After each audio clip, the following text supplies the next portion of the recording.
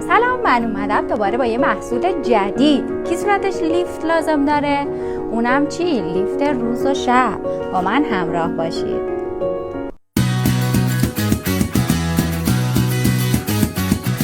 افتادگی پوست از عوارض شایع پیری پوست هسته. کاهش رطوبت و کم شدن کلاژن در بدن باعث این عارضه میشه.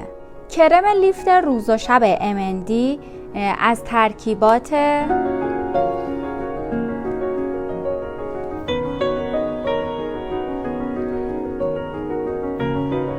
ویتامین آ، ویتامین ای، کوانزیم Q10 تشکیل شده.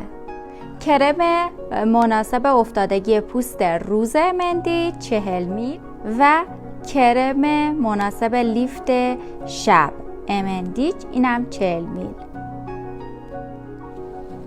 رفع افتادگی پوست، جوانسازی پوست، آبرسانی به پوست صورت، جلوگیری میکنه از افتادگی پوست صورت و برای انواع پوست مناسبه. شبش یه تست بکن.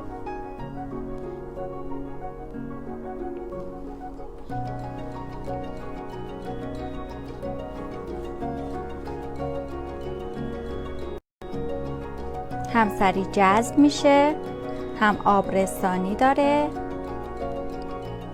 هم رایحه خیلی خوبی داره. روش استفادهشون هم به این صورته که کرم روز رو بعد از پاکسازی صورت در روز به پوست تمیز میزنید و ماساژ میدید. برای کرم شبش هم به همین صورته. بعد از پاکسازی صورت مقدار مناسبی از این کرم رو برمیدارید، به صورتتون میزنید، ماساژ میدید تا جذب بشه. تقدیم شما عزیزان.